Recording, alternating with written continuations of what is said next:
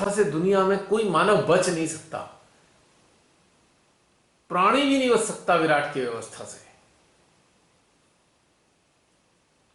यानी कि अगर मैं बताऊं, जैसे डॉग्स होते हैं, डॉग्स, स्ट्रीट डॉग्स, तुम कभी देखोगे कि एक डॉग दूसरी जगह से आ जाता है तो उसको सारे चिपट के काट खाते हैं, मार देते हैं उसको कई बार।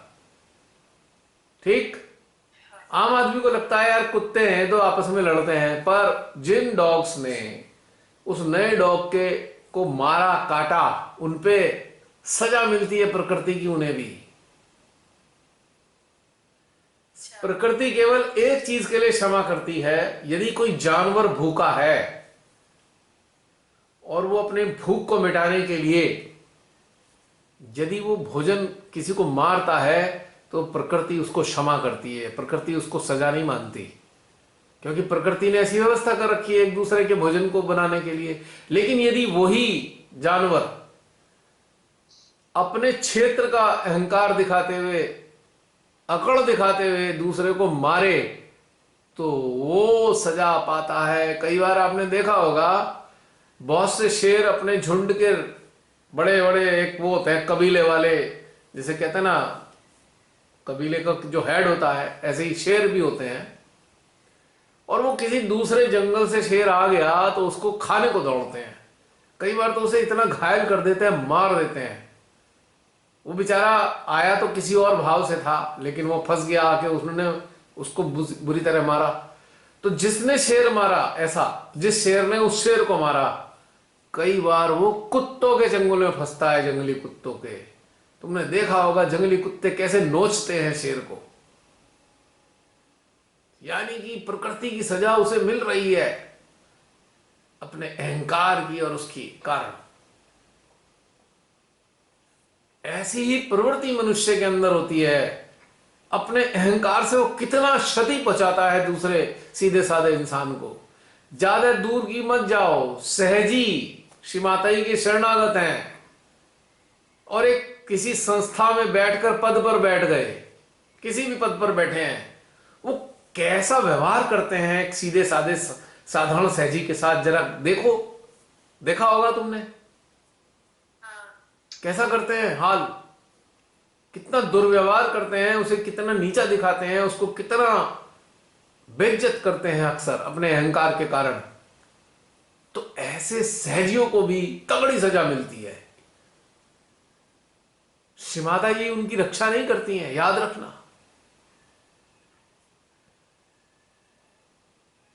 वो ऐसे चंगुल में फंसते हैं, उनसे भी बड़े किसी और कलाकार के चंगुल में फंसते हैं वो। अब फिर कहते हैं बंधन लगा दो, फंस गए, बंधन लगा दो। समझ में आ रही है कितनी पेचीदा व्यवस्था है ये? समझ गई। यानी कि जो भी मानव अमानवीयता का व्यवहार करेगा, जो भी प्राणी अपनी हद से बाहर जाएगा, मानव हो या प्राणी हो, सजा सबको मिलेगी। एक ही सिद्धांत है प्रकृति का।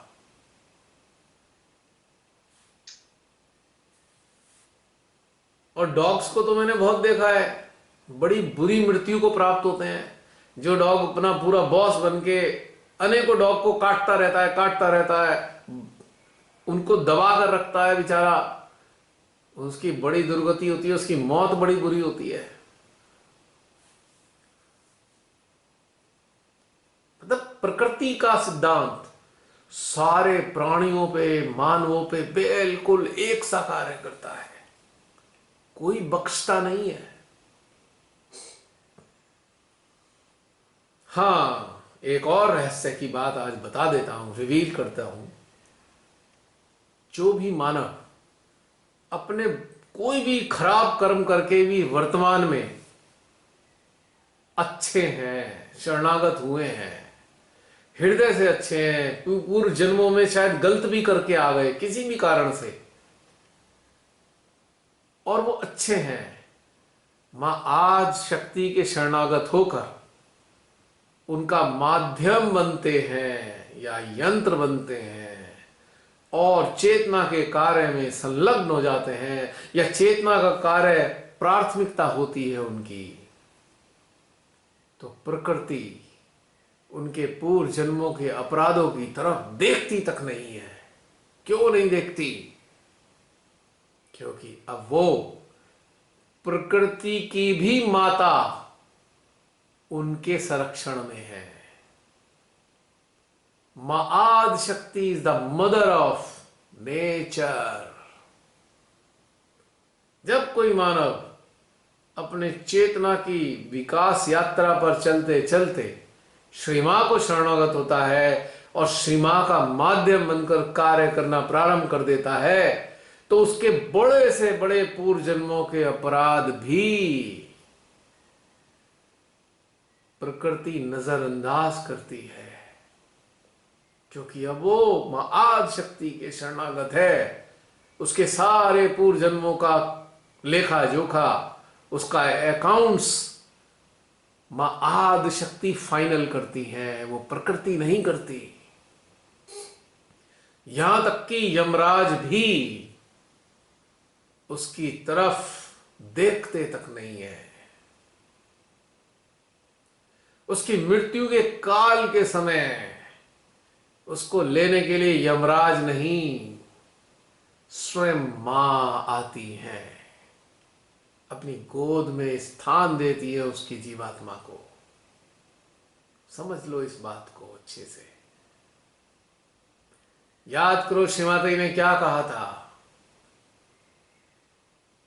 बेटा कुंडली तुम्हारे सारे पापों को खा जाती है, कर्म फलों को नष्ट कर देती है कुंडली। अब कोरिलेट कर पा रहे हो जो मैं क्या कहना चाह रहा हूं?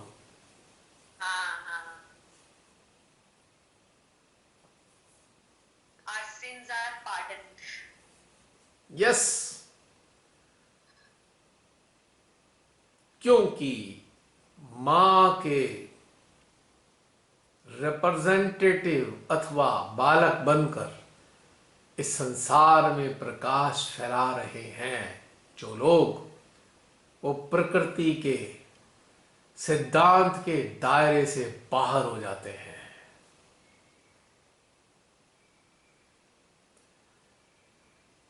प्रतिफलों का घटनाक्रम तो नहीं बदलता, किंतु उनके परिणाम बदल देती है मां आदि शक्ति। तलवार से हाथ कटना था पूर्व जन्मों के परिणामों के स्वरूप, बस सुई चुभ के रह जाती है। और सुई भी इसलिए चुभती है, सुई की चुभन सुई चुभाकर ये बताना चाहती है कि देख, ये जो तेरी चुभन है, इस चुभन से तेरे पूर्व जन्म के कर्म फल कट गए हैं। केवल उस जागरूक चेतना को बताकर सुई चुभती है। सुई चुभ के बताती है कि तेरा तो हाथ कटना था, लेकिन मां की कृपा से सुई तेरे को चुभा कर ये एहसास दिलाना चाहती हूं कि मां आदि शक्ति ने तेरे कर्म के प्रतिफल को नष्ट कर दिया है, तेरा संरक्षण हुआ है। जो भी लोग बड़े बड़े एक्सीडेंट में बच जाए, खास तौर से जागृत चेतनाएं, तो उनको समझना चाहिए कि कोई पूर्व जन्मों का घटनाक्रम का प्रतिफल आया था, जिसको मां ने सेफ्टी दी है। घटनाक्रम तो जरूर हुआ, पर संरक्षण मिला। लेकिन जो जागृत नहीं है उनको कोई रियायत नहीं है। तो सोचो जरा आप सब लोग कि आपके चारों तरफ आपको पूरे जीवन में एक दो आदमियों के अलावा जब ईमानदार लोग ही नहीं है, तो सोचो हम कौन से समाज में रहते हैं। और जिस समाज में हम रहते हैं, तो समाज पर प्रकृति का कहर होगा कि नहीं होगा। चाहे उन्हें बड़ी से बड़ी गंभीर बीमारियां लगें, तड़पे छटपटाए, चाहे बड़े बड़े घटनाक्रम हो, सजा तो मिलके रहेगी, कोई नहीं बचा सकता।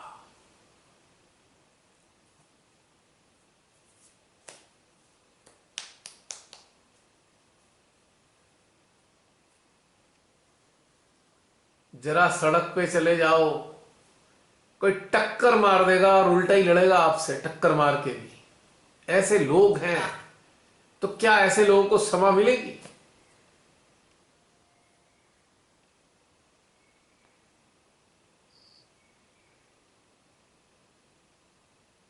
जागृत चेतनाओं के लिए शिवा ने कहा है, तुम प्रतिक्रिया मत करो, प्रकृति अपने आप देख लेगी। किसी ने आपके साथ बुरा किया, मत लो बदला उससे, छोड़ दो, क्योंकि आप जागृत चेतना है। आपके सारे प्रारब्ध के प्रतिफल कर्मों के समाप्त हो चुके हैं। आप नया प्रारब्ध का निर्माण मत करो जिसके प्रतिफल को अगले जन्म में चुकाना पड़े। छोड़ दो, परमात्मा की शक्तियां प्रकृति अपने आप देखेगी। केवल एक ही चीज ऐसी है जिसमें आप प्रतिक्रिया कर सकते हैं, वो है यदि कोई आपको मारना चाहे, हत्या करनी चाहे, तो आप सेल्फ डिफेंस में प्रतिक्रिया कर सकते हैं। कोई आपका धन लूट ले, कोई बात नहीं, छोड़ दो। कोई आपका अपमान करे, छोड़ दो। कोई आपसे ईर्ष्या रखे, छोड़ दो। कोई आपके खिलाफ षड्यंत्र रखे, छोड़ दो।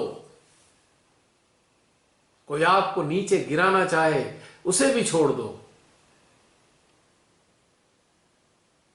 केवल आत्मरक्षा के अलावा कोई प्रतिक्रिया नहीं।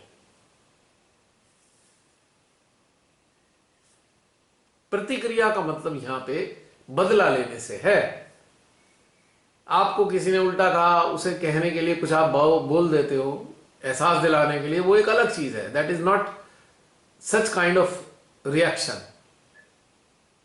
बदला नहीं लेना। जब हम प्लान करते हैं कि ऐसे बोलेंगे, ये बदला लेंगे, वो गलत है ना, रॉन्ग है।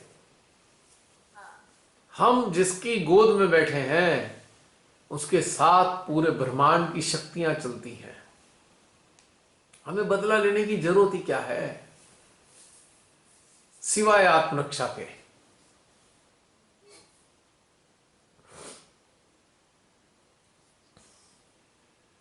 तो ये छोटी छोटी बातें आज के इस सेशन के भीतर आ रही थी, तो भीतर से अंदर से आया तो शेयर कर दिया आप लोगों के सामने।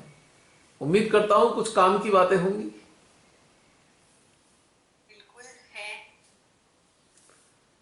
बहुत सारी चीजें समझने में आसान रहती है, तो आप जीवन आसानी से जी सकते हो जब आप इनको समझ जाओ तो। और दूसरी बात, जहां आपका आत्मसम्मान को चोट पहुंच रही हो, आपके स्वाभिमान को चोट पहुंच रही हो, वो स्थान, वो मनुष्य को तुरंत त्याग दो, दूर हो जाओ एकदम, बदला लेने की सोचे बगैर। वहां कोई कंप्रोमाइज नहीं। कोई आपको धमकाए, भूखा मार दूंगा, मेरी गुलामी कर ले, मार दे भूखा, तू नहीं रोटी देता, जिसने हमें जन्म दिया है रोटी वो देता है। जागृत चेतना का मतलब है स्वाभिमान का रक्षक, आत्मसम्मान का रक्षक। यदि कोई जागृत चेतना स्वयं के आत्मसम्मान की रक्षा नहीं कर सकता, तो वो अन्यों के कल्याण के लिए क्या कर सकता है भला?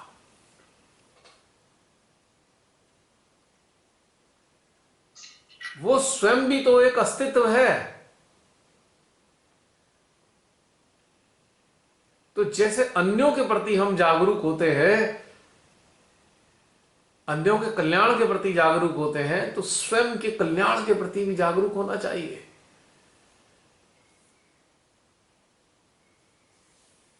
क्योंकि आत्मा का सम्मान ही आत्म सम्मान है। वो आत्मा जो हमारे इस मानवीय देह में डाली गई है,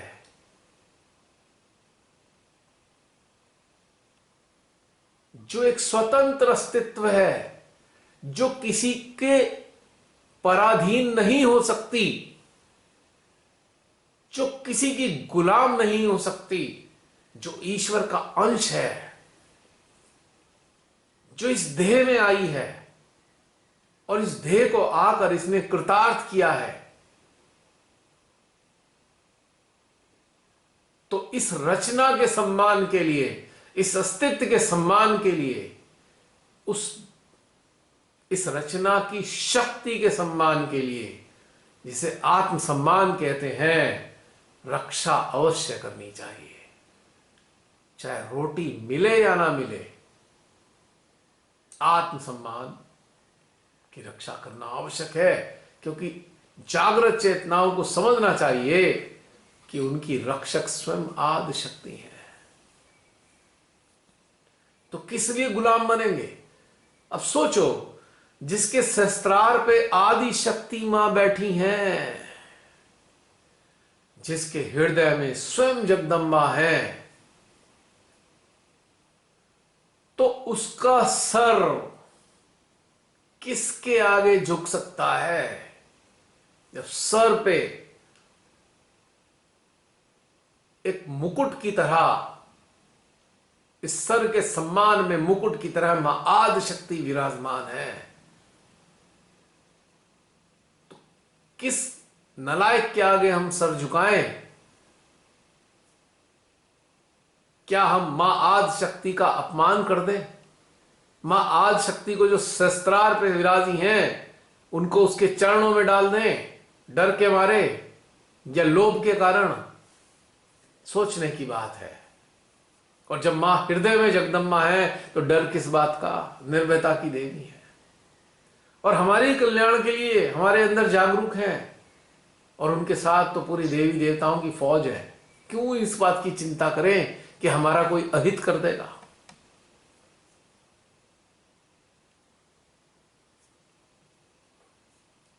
तो इस सर को झुकाने की जगह कटाना श्रेष्ठ है। कटने देंगी तब ना, और कटने भी दे रही हैं तो जिल्लत भरी जिंदगी से मुक्ति तो मिल जाएगी। काट दो।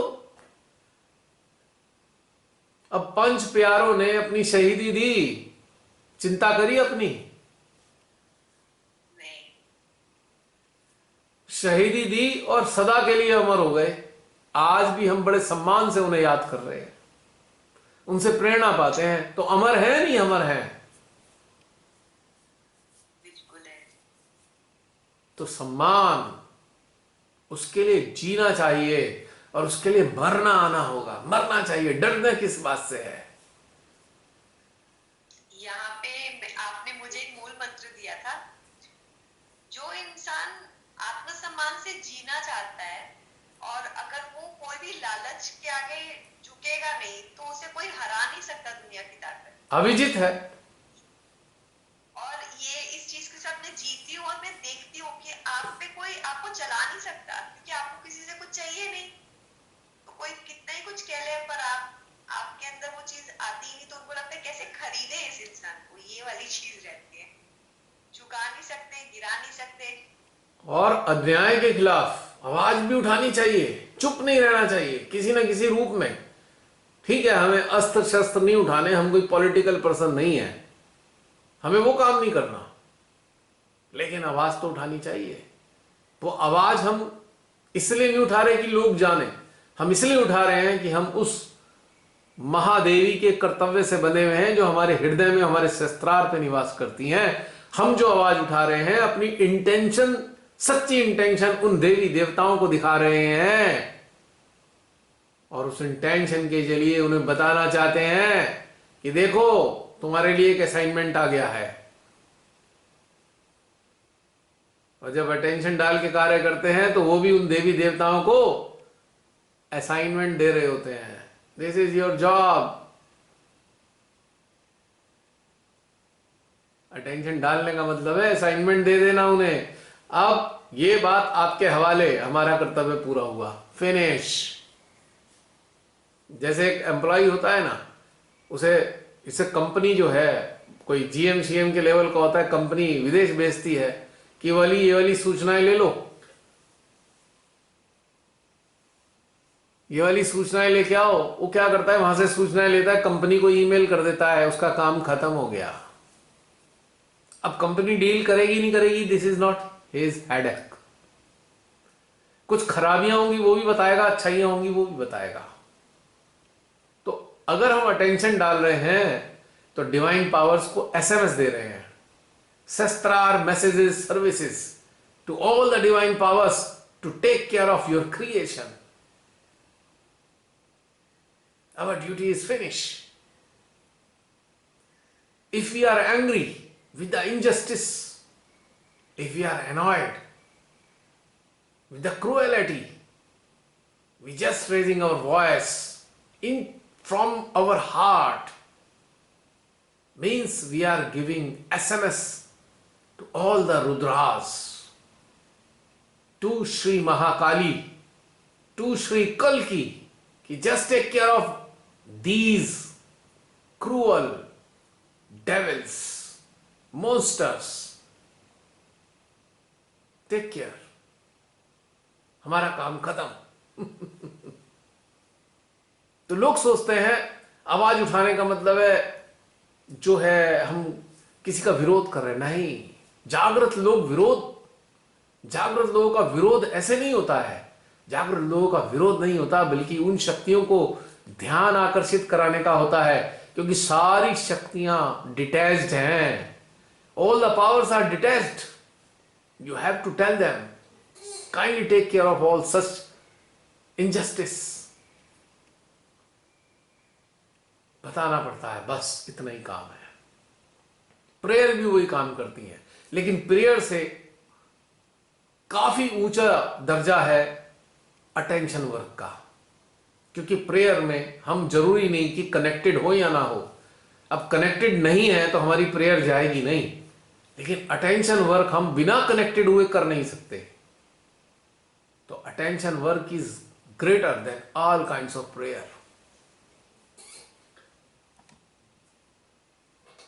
We are just letting them no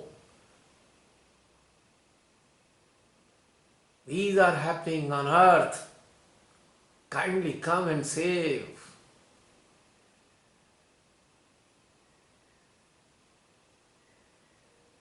तो ये बस कर्तव्य मात्र है और कुछ भी नहीं है। अभी परमाणु बम फूटने शुरू हो जाएं, होने दो, हमें क्या है अपना, लेकिन हमारा एक कर्तव्य है। परमात्मा ये परमाणु बम फूटने लगे हैं, देख लो अपने अच्छे लोगों को बचा लो। आप हमें बचाओ मत बचाओ, पर अच्छे लोगों को बचा लो, दिस इज अवर डिजायर। अब वो जाने कैसे काम खत्म होगा, कैसे वो बचाएंगे, this is none of our business. जो परमाणु शक्ति है वो एक शक्ति है, और वो शक्तियों को कैसे टैकल करना है ये परमात्मा की शक्तियों का कार्य है। अब परमाणु की शक्ति भी मानव पैदा नहीं करता है, वो भी नैसर्गिक है, नेचर ने दी है वो शक्ति। वो एग्जिस्ट करती है हमारी अर्थ पे, हमारे एटमॉस्फेयर में। अल्फा बीटा गामा ये सारी रेज एग्जिस्ट करती हैं, और ये सारी डिवाइन पावर्स हैं जिनका दुरुपयोग करता है मानव। हमने बस बताना है कि अरे देखो वो देश जो है परमाणु बम गिरा रहा है, और परमाणु की शक्ति जो होती है वो भी एक पावर है। ठीक है, मनुष्य ने अपने उसमें दिमाग लगा के उसे तैयार तो कर दिया, पर पावर तो उसी की है, डिस्ट्रक्टिव पावर है, और उसको हम हैंडल नहीं कर सकते। जिन्होंने धरती बनाई है वही उसको हैंडल कर सकते हैं। हमें तो पुट अप करना है केस, फिनिश। अटेंशन से कार्य करना है, अटेंशन को डालना है। अगर प्रार्थना भी करनी है तो कनेक्टेड स्टेट में, ताकि वो लगे जाए वहां तक सूचना। तो ये हमारा छोटा सा कर्तव्य है, being enlightened person, being awakened person, being connected person.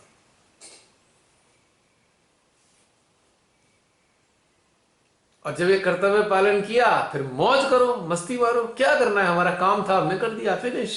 काय को दुख मनाना।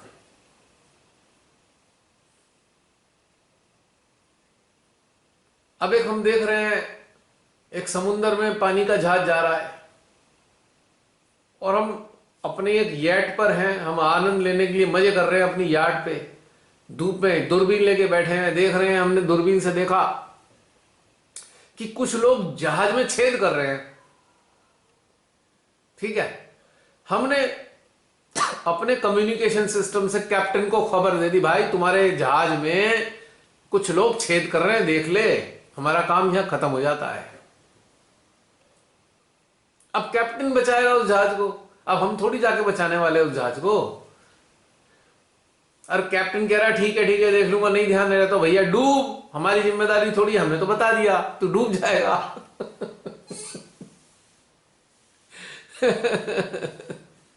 समझ में आई? हमारे संतों ने, हमारे सदगुरुओं ने प्यार से कहा था, बेटा बेईमानी मत करना, सच बोलना, सच्चे का साथ देना, है ना। यही कहा था ना उसने, अपने हृदय में प्रभु का स्मरण करना। ये उन्होंने सरल सरल 4 बातें बता दी। अब इन 4 बातों में पूरी जिंदगी का निचोड़ है। 4 बातें, पूरी जिंदगी का इसमें निचोड़। अब जो 4 बातों का पालन नहीं करेगा वही प्रकृति के प्रकोप का शिकार होगा। हम और तुम क्या उन्हें रोक लेंगे, शिकार होने से बचा लेंगे? सही बात। जो आज भी, जो जागृति श्री माता जी के चरणों में बैठ के भी किसी को छल रहे हैं, पैसा लूट रहे हैं, चीट कर रहे हैं, किसी की प्रताड़ना कर रहे हैं अपने अहंकार में, तो क्या बचा लेंगे हम उन्हें? क्या हम उनके लिए प्रार्थना करें? उनको तो मां भी नहीं बचाएंगी, हम क्या रोक लेंगे उन्हें? तो ये डिस्क्रिशन पावर हमारे अंदर होनी चाहिए। किसको बचाने की प्रार्थना करनी है, किसके लिए नहीं। अब बहुत से लोग कहेंगे, अरे ये क्या बात हुई, हमारी सबके लिए समान दृष्टि होनी चाहिए। मैंने कहा हाँ, दृष्टि तो होनी चाहिए, पर श्री माता जी ने कहा है तुम्हारे अंदर सद्विवेक जागृत हो जाता है। अब हम किसी डाकू को बचाने के लिए राष्ट्रपति को लिखें? अब एक निरंकुश हत्यारे को, जिसने हजारों लोगों को मारा हो, और जब उसको फांसी की सजा होने वाली हो, तो हम राष्ट्रपति से प्रार्थना करें, हे राष्ट्रपति जी इसको फांसी की सजा मत देना। तो डिस्क्रिशन किस लिए है? हम उसे सजा नहीं देने वाले, हमें तो एसएमएस देना है।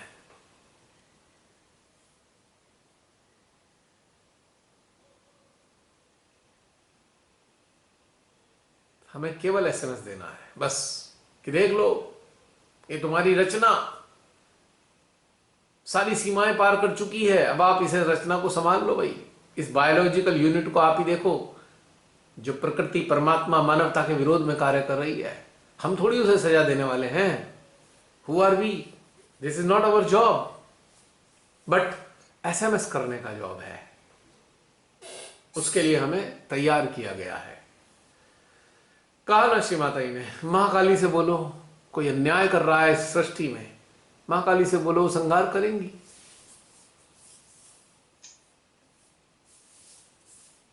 है ना बात सही? हाँ जी। तो ये डिस्क्रिशन पावर भी हमारे अंदर जनरेट होनी जरूरी है। और डिस्क्रिशन पावर जब आएगी, कुछ हम बाहर से जानेंगे तो कुछ भीतर से जानेंगे, बिना उसके नहीं आएगी। हम ध्यान के आनंद में डूबे में, बस हम कोई काम ही नहीं करते, बस अपने ध्यान में डूबे रहते हैं। अब चारों तरफ हो क्या रहा है हमें मालूम ही नहीं, तो हमारा कर्तव्य नहीं हो पा रहा पूरा। खाली ध्यान में मगन रहने का हमारा कर्तव्य नहीं है। हमारा कर्तव्य है ध्यान का आनंद तो लेना, पर साक्षी भाव में संसार को चारों तरफ देखना जरूर कि क्या हो रहा है।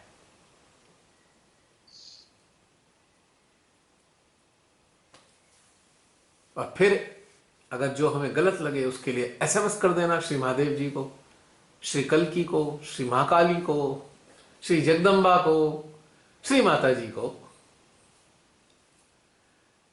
अगर अलग अलग कुछ समझ में नहीं आ रहा तो सीधे श्री माता जी को कर दो, वो सब अपने आप देवी देवताओं को डिस्ट्रीब्यूट कर देंगी जो ऑर्डर देने होंगे उन्हें, है?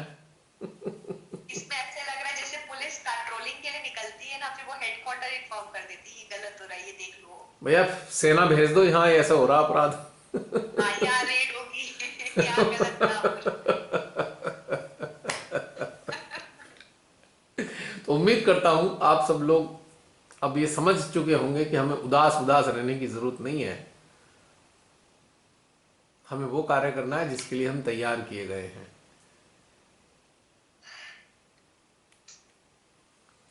अब तो मैंने बहुत सारी बातें बोल दी, अब आप लोग बोलो।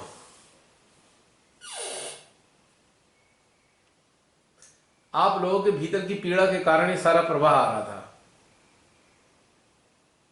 बहुत से लोग ऐसे सोच रहे होंगे, हे परमात्मा ये तो अन्याय हो रहा है भारत के साथ में। अब समझ में आ गया होगा कि भारत के साथ तो अन्याय हो रहा है, पर भारत के बहुत सारे लोगों के साथ में अन्याय नहीं हो रहा है, सही हो रहा है।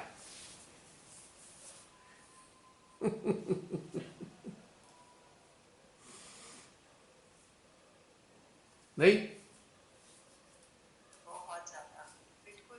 अब समझ में आ रहा है प्रकृति का अपना एक तरीका है सफाई करने का, वो हमारे एंगल से बहुत डिफरेंट है। देखो 3 संविधान है, अब ध्यान से सुनना मेरी बात।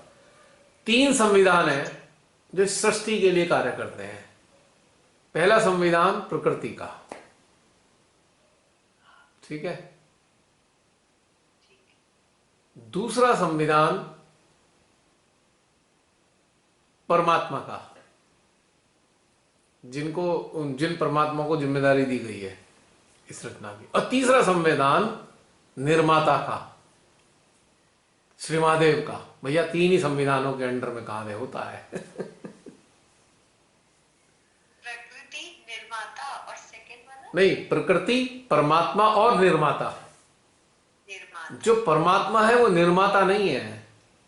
हाँ, वही मैंने निर्माता जो है, परमात्मा जो है उस सृष्टि के लुक आफ्टर करने के लिए है, लेकिन जो निर्माता है वो परमात्मा नहीं है।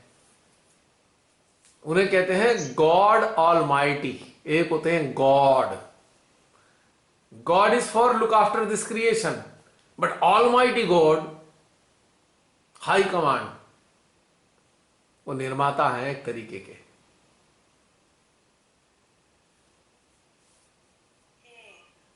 जो चीजें उन महादेवों से ऊपर पहुंच जाती हैं, उनके उससे परे निकल जाती हैं, वो उनको देखते हैं। फिर सारे महादेव उनको रिपोर्ट करते हैं गॉड ऑलमाइटी को।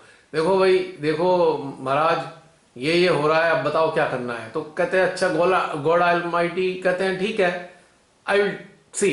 तो फिर वो अपने पावर्स को भेज देते हैं कि चलो अब ये काम कर लो, ये काम कर लो, ये काम कर लो। 3 संविधानों के अंतर्गत ये रचना संचालित है। सबसे पहला संविधान मानव की चेतना पर, मानव के ऊपर प्रकृति का है। प्रकृति के साथ 5 तत्व मदद करते हैं और 9 ग्रह मदद करते हैं। परमात्मा के साथ सारे देवी देवता जुड़े हुए हैं जो सारी रचना को मदद चलाने में मदद करते हैं। और सदाशिव, गॉड ऑलमाइटी, उनके साथ तो कई सारे परमात्मा जुड़े हुए हैं जो अलग अलग जगह की रचना के लिए जिम्मेदार हैं। अब एक जिम्मेदारी परमात्मा को दे रखी है मंगल ग्रह की, एक और दूसरे परमात्मा है उनको जिम्मेदारी दे रखी है आकाश गंगाओं की। यानी कि गॉड ऑलमाइटी सब के मालिक है, ऐसे भी समझ सकते हो तुम। अब यहां जो गॉड है, यह हमारी धरती की देखभाल करने वाले गॉड है, परमात्मा है। revelation है ये। अगर याद हो तो एक आर्टिकल भी लिखवाया था श्रीमाताई ने, कुल देवता से शुरू हुआ था और गॉड ऑल माइटी तक चला था वो। अलग अलग कैटेगरी के कुछ नाम थे उसमें। हाँ, याद आ गया? कुल देवता, स्थान देवता, शहर के। अलग अलग थे सब जगह के, एक सीरीज थी उसमें हाँ कि हाँ जैसे कि उनका वर्क डिवीजन है ना। हाँ। अब एक एक भगवान परमात्मा होंगे एक गैलेक्सी के, तो एक भगवान होंगे दूसरी गैलेक्सी के।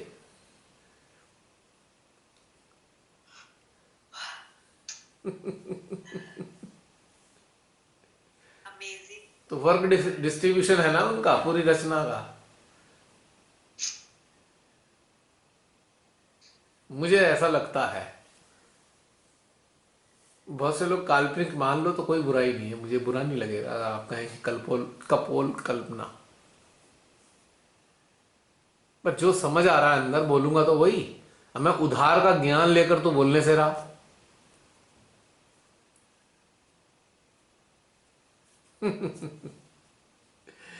अरे 12:30 बज गए। 12:30 बजे ज्यादा हो गए कहीं? 12:30। अच्छा, आप में से काफी सारे लोग मौजूद हैं। कोई आप में से कुछ अपने उद्गार प्रकट करना चाहते हैं तो मेरा तो अब समापन हो गया।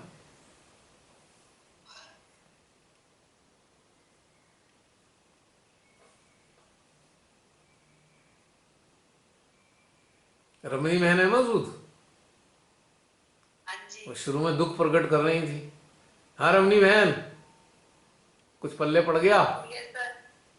हाँ हाँ, सारे दुख दूर हो गए।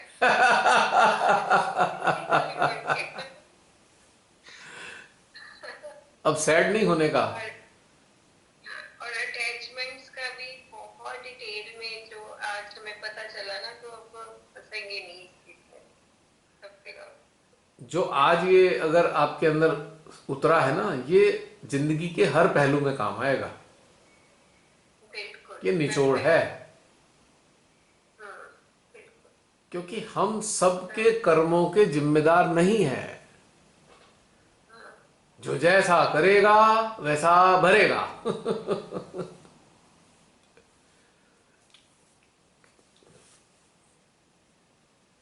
जो जागृति के मार्ग पर चल रहे हैं ना, उनका ध्यान रखने वाली बात है। उनको प्यार से समझाना है, बेटा नहीं, ये गड़बड़ हो जाएगी। उन्हें पता नहीं है, थोड़ा जागृति के रास्ते पे आ चुके हैं जो, और सीरियस हैं, सीरियस हैं। अपने संसारिक कल्याण के लिए जो आए हैं वो किसी काम के नहीं हैं। जो सीरियसली ऊपर उठने के लिए आए हैं और परमात्मा के रिप्रेजेंटेटिव बनना चाहते हैं, उनके लिए हमारे पास दिल में जगह होनी चाहिए और उनके लिए क्षमा भी होनी चाहिए। आताताइयों के लिए नहीं। जो ढोंग करते हैं परमात्मा के रास्ते पे चलने का और सताते हैं लोगों को, उनके लिए बिल्कुल भी नहीं, कोई दया नहीं।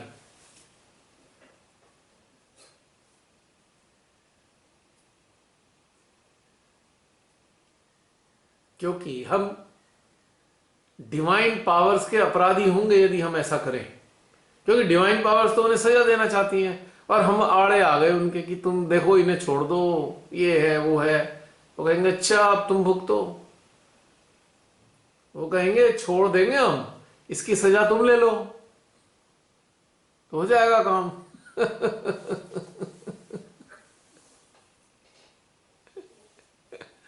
क्यों बहन? बिल्कुल किया आपको मैं एक अपने आपको एक कर्तव्य को। रहस्य की बात बताऊं। जब श्री माता जी ने अपने चरणों में लाई थी, उससे कई साल पहले, दसियों साल पहले, मेरे द्वारा कुछ लोगों की इस लेवल पे मदद हुई कि सारी सीमाएं पर पार करके, तो हमें लगा भाई हमें मदद करनी चाहिए और हमने हद से ज्यादा पार करके मदद कर दी। तो बाद में प्रकृति ने मुझे वो रहस्य समझाया कि बेटा मदद तो कर, पर अपनी हैसियत से बाहर होकर मदद मत कर, वरना उनकी सजा तुझे मिलेगी। ये मुझे रहस्य समझाया उन्होंने और मैं गुजरा उन चीजों से, तब मेरे समझ में आया, वो सीमाएं पार कर दी मैंने। जैसे कि मान लीजिए मेरा कोई मित्र है और उसने कहा कि मुझे 50,000 रुपये चाहिए और मेरी आय है 20,000 रुपये महीना। 20,000 रुपये महीना में 18,000 रुपये मेरे परिवार पे खर्च होते हैं और 2,000 रुपये मेरे अपने होते हैं। तो मैं उन्हें 2,000 रुपये से मदद करने के लिए ही सीमित हूं। 50,000 की अगर मैं मदद करूंगा तो मेरे संपर्क के जो लोग हैं उनके हिस्से पर अतिक्रमण करूंगा मैं। भले ही पैसे मैं कमा रहा हूं, पर उन पैसों पर उन लोगों का भी अधिकार है जो परिवार के सदस्यों के रूप में परमात्मा ने मेरे से जोड़े हैं, जो डिपेंडेंट बनाए हैं मेरी कमाई पे। मुझे उनको लेने का अधिकार नहीं है। केवल अपनी पॉकेट मनी में से मदद कर सकता हूं मैं। ये मुझे समझाया प्रकृति ने। सहज में आने से 10 साल पहले की बात बता रहा हूं मैं आपको। बहुत से लोग बड़े भावुक होकर ये भी ले ले वो भी ले ले, अपने परिवार के सदस्यों के हक छीन लेते हैं वो और मदद कर देते हैं। तो ये भी समझ में नहीं आता कि उन्होंने पाप कर दिया है। ये तो मदद कितनी करनी है? पॉकेट मनी के बराबर। इससे ज्यादा नहीं। यदि हमें परमात्मा ने कुछ दिया है और जितने हमारे परिवार के सदस्य हैं वो उनका भी है। अब कोई कहेगा भाई उनका कैसे हो गया है? कमाते तो तुम वो, घर के सदस्य थोड़ी कमाते हैं। कमाते हैं वो भी, उन्होंने पूर्व जन्मों में कमाया था और हमारे पास रखवाया था। अब वो लेने के लिए आए हैं। आई बहन समझ में रहस्य?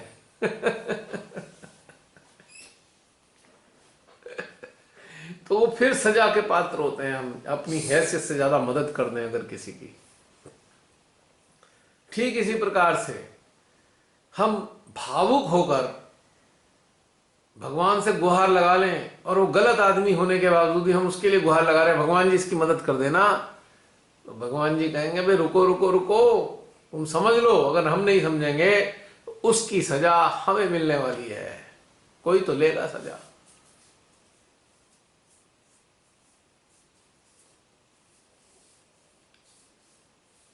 जैसे कई बार क्या होता है कि छोटे छोटे बच्चों को माँ बाप गाड़ी चलाना सिखा देते हैं, जो भी लाइसेंस भी नहीं है। बड़े शौक शौक में सिखा देंगे, बच्चा एक्सीडेंट मार देगा और माँ बाप जाके पिता कहेंगे जी मेरे से लग गई गाड़ी, बच्चा तो छूट गया, बेटा तुम जाओ अब जेल में। पाओ, क्योंकि उसने तो, आपने ही तो उसको गलती कराई कि उसे पहले बात तो चलवानी नहीं थी गाड़ी जब 18 साल का नहीं था, लाइसेंस नहीं था। अब आपने चलवाई दी तो सजा आप भुगतो। ये तो घर की बात हो गई। हमारे जीवन में ऐसी बहुत बार होता है, हम किसी गलत आदमी की मदद करते हैं, उसकी सजा हमें भुगतनी पड़ती है बहन।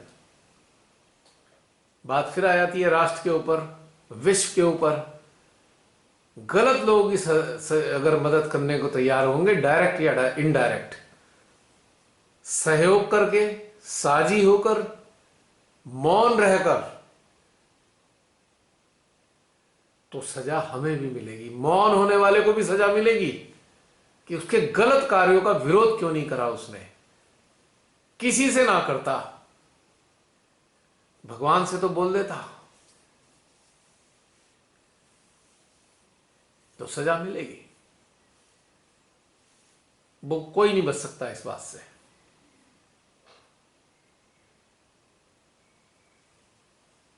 आज जितने भी लोग नेताओं के चमचे बनकर भांगड़ा करना शुरू कर देते हैं ना, बड़ी दुर्गति होती है इनकी। कीड़े मकोड़ों की तरह जिंदगी हो जाती है इनकी,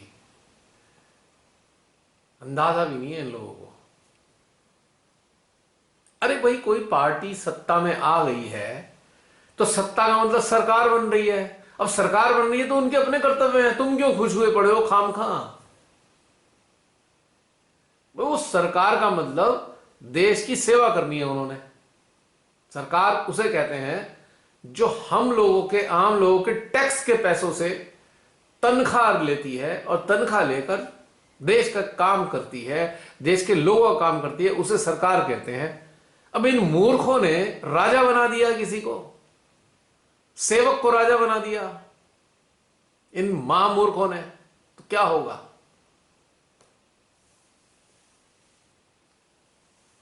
अब वो राजा जी हैं ही ऐसी, 20,000 करोड़ का अपना आलीशान बंगला बना रहे हैं, और रहन सहन तो आपको पता ही है। जो पुतिन है, पुतिन 10,000 करोड़ के मकान में रहता है, तो हमारे राजा जी तो उनसे भी ज्यादा महान है, वो 20,000 करोड़ का मकान बनवा रहे हैं। और 20,000 करोड़ हैं किसके? हमारे और आपके। सोच लीजिए, हमारे ही पैसों पर हमारे को ही आंखें दिखाते हैं, है ना? कितना बढ़िया काम। और कुछ महामूर्ख उन्हें ऐसा करने के लिए प्रोत्साहित करते हैं। सेवा हमारी करनी थी, हमारे ही पैसों से हमसे सेवा करा रहे हैं। कमाल की बात है ये। तनख्वाह मिलती है, आप समझ लीजिए, सरकारों को तनख्वाह मिलती है, आप जानते हैं, पार्षद से लेकर, विधायक से लेकर, एमपी से लेकर, राष्ट्रपति से लेकर, राष्ट्राध्यक्षों को लेकर, सेना के बड़े बड़े अधिकारियों को लेकर, सब जनता के पैसे से तनख्वाह पाते हैं बहन। और डरपोक जो लोग हैं, हम जैसे मान लो साधारण लोग, हम डर के मारे उनसे कांपते हैं। हमारे ही पैसे खा रहे हैं और हम पे ही आंखें दिखा रहे हैं, हमको ही जो है दोषी ठहरा रहे हैं। देखो ना कैसा बढ़िया काम चल रहा है। किन लोगों के कारण? ऐसे अंधभक्तों के कारण, ऐसे चमचों के कारण, पॉलिटिकल चमचे। ये बड़ा अफसोसजनक है। विदेशों में, बाहर के देशों में भी है, पर हमारे देश में सबसे ज्यादा है, सबसे ज्यादा। ये गंदगी है, बहुत ही घिनौनी सी गंदगी फैली हुई है। गुलामी, चमचागिरी करने की नेताओं की। जो सेवक हैं हमारे, उनकी चमचागिरी करते हैं हम।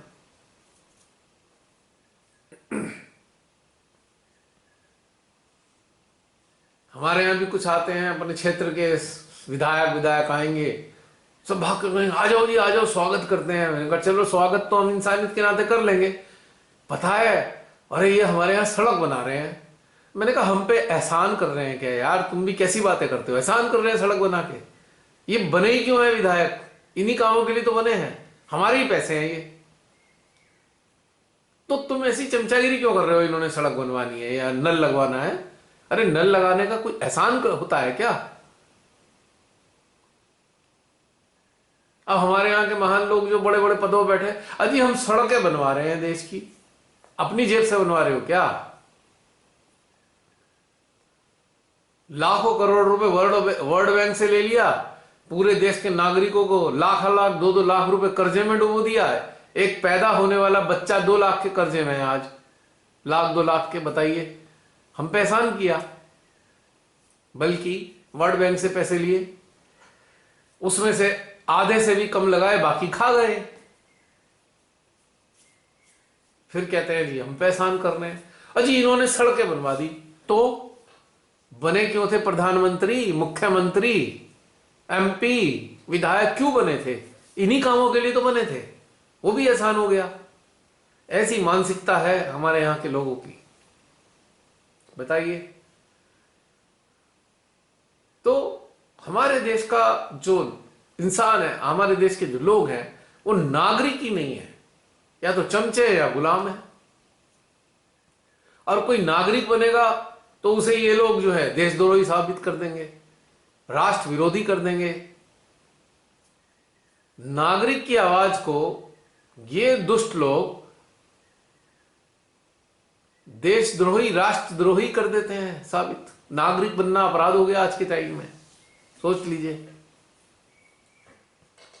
तो हमारा देश कौन से गर्त में जा रहा है आज की तारीख में? और गर्त में ले जाने में मदद कौन कर रहे हैं? हम फट से कहते हैं ये नेता लुच्चे हैं, हम कहते हैं अपने मुंह से, पर इनको लुच्चा बनाने में मदद कौन कर रहा है? कौन सहयोग कर रहा है इनको बहन? जनता। तो दोषी कौन है? दोषी कौन है? जनता। तो जनता ऐसे ही दुष्टों के द्वारा नोची जाएगी जिन्होंने ऐसे दुष्ट तैयार करने में मदद की है। नोची जाएगी वो, देखना आप, है ना?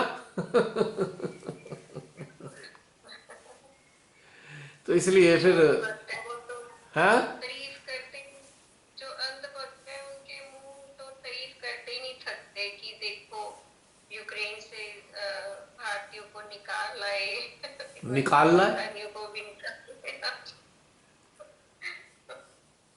दूसरे पहलू देखते नहीं ना। हमारे देश का डंका बज रहा है विदेश में, ये भी मैंने सुना। निकालना है। इन नलायकों के कारण 8 साल में एक भी इंस्टीट्यूट नहीं बनाया गया। यहां के बच्चे कहां जाए पढ़ने? जो सीटें थी मेडिकल की वो भी घटा दी। जो हॉस्पिटल है, जो जहां पे पढ़ते, प्राइवेट इंस्टीट्यूशन को बांट दिए। वो 1-1 करोड़ 2-2 करोड़ रुपए ले रहे हैं। आम आदमी, मध्य वर्गीय परिवार इतना पैसा दे सकता है क्या? बहुत ज्यादा, फिर बहुत ज्यादा है। तो फिर, और उसके बाद बड़ा एहसान दिखाने निकाल लाए। तो क्या किया? ना निकालते भाई, छोड़ाते। भाई तुम्हें ऐसा लगता है? शो में तो ये भी बता रहे थे, इनका तो एहसानमंद होना चाहिए। अगर ये डॉक्टर्स ना हो तो हमारी तो पूर्ति ही नहीं होगी। इतनी हमारी पॉपुलेशन है और ये बाहर से पढ़ के नहीं आएंगे तो यहाँ के लोगों को मेडिकल फैसिलिटी मिल नहीं पाएगी। 85,000 डॉक्टर शॉर्ट हैं हमारे देश में। 85,000 डॉक्टर चाहिए। और जो इतने पैसे प्राइवेट इंस्टीट्यूशन लेते हैं तो वो दे नहीं सकते, वो कहाँ जाएं? यानी कि देश के लोग जैसे अभी पिछले साल मरे हैं ना, हजारों की, लाखों की संख्या में, ऐसे ही हर बार मरेंगे जब भी कोई आपदा आएगी। एक आम आदमी धीरे धीरे कंगाल होता जा रहा है और नेता हर साल उसकी इनकम में करोड़ों रुपए भर रहे हैं, बिना बिजनेस करे, बिना व्यापार करे। देखिए इंटरेस्टिंग बात। तो कुछ भी नहीं दिखता लोगों को। तो अब ऐसे लोगों के लिए हम क्या कर सकते हैं जिन्हें दिखता नहीं? अब जिनको दिखता नहीं तो वो तो सजा पाएंगे ना। और सजा देने वाले तो यही लोग होंगे ना, यही महादुष्ट लोग। जब इन्हें काटेंगे, लूटेंगे, तब सही रहेगा। तो इसलिए बहन चिंता नहीं करनी चाहिए, ना सैड होने की जरूरत है। मानवता के खिलाफ कार्य हो, प्रकृति के खिलाफ कार्य करे तो भाई परमात्मा को एसएमएस देने की जरूरत है, बस। तो बहन समाप्त करें, आज ज्यादा लंबा हो गया सेशन आज भी।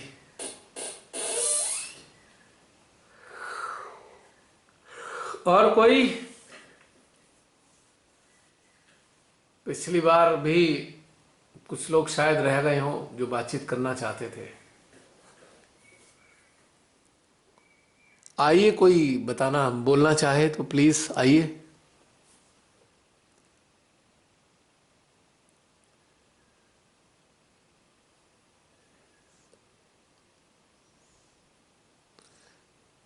आ रहे हैं? कोई समाप्त करें फिर। कोई भी नहीं आ रहा भैया आज तो। कोई नहीं आ रहे? जसलीन, किसी का एसएमएस तो नहीं आ रखा? वो एक रिचा ने भेजा था, अपनी आजादी को हम हरगिज मिटा सकते नहीं, सर कटा सकते हैं लेकिन सर झुका सकते हैं। अच्छी बात है।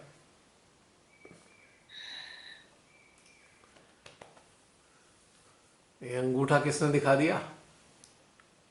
मैंने। अच्छा, तुमने। अब पिछली बार, अगली बार तुमसे लैपटॉप पर सीख ही लूं।